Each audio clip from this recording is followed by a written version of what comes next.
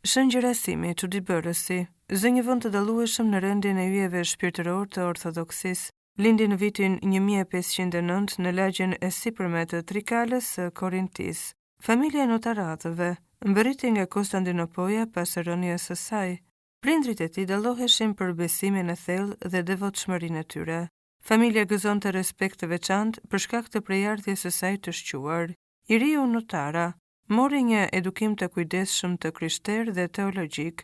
Shpirti i tij ishte i mbushur nga dashuria qiellore për Perëndin. Nuk interesohej për të mirat e kësaj bote dhe kënaqësitë e përkohshme. Prindrit e tij u përpoqën ta martonin me një vajzë nga Krahina, por i riu mbeti i palëkundur në vendimin e tij për t'u përkushtuar Perëndisë. La Trikalën dhe u strehuan në Zakinthos për të fituar arsimim më të gjerë teologjik. Atje studioi pranë Murgut Pahomi Rusano, njohës i shquar i teologjisë. Shëngjërastimi kërkoi përsosmërinë e tij shpirtërore në vende të shenjta. Vizitoi manastirat e Shpellës së Madhe, të Shën Lukait dhe të Meteorës, arriti në Konstantinopoj dhe në Malin e Shenjtë. Në Malin e Shenjtë u bë Murg duke marrë emrin Gjerasim. Vendosi të banonte në një shpellë pranë skitit të Shën Anës. Ju përkushtua lutjes së pandërprerë dhe asketizmit për 3 vjet. Në vitin 1538 arriti në Jeruzalem. Patriarku gjerman e emëroi qirindezës në Varrin e Shenjtë, e hirotonisi diakon dhe presbiter, duke vlerësuar shenjtërinë e tij. Jeromonaku Gjerasim u bë bashkëpunëtor i ngushtë i patriarkut, vizitoi Sirin, Antiokin, Aleksandrin dhe Sinain. U tërhoq në malin Sarandari për të agjëruar 40 ditë, doli fitimtar përballë tundimeve djallëzore. Ai mori nga Perëndia hirin çuditbërës për të shëruar sëmundjet. Pas 12 vjetësh nga vendet e shenjta, shenjti u nis për në Kret.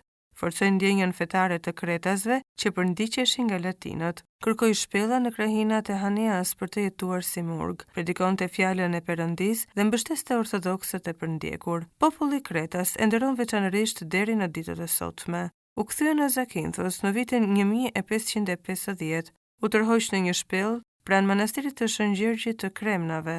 Shërbeu si prift në kishën e Shën Llazarit. Ishte atë shpirtëror i të riut Siguro, Shën Dionisit të mëvonshëm. Në vitin 1555 arriti në Kefalonia. Ishulli po përballej me kërcënimet e prozelitizmit nga venecianët. Shenjti u bë shpresa dhe mbështetja e kefalonasve.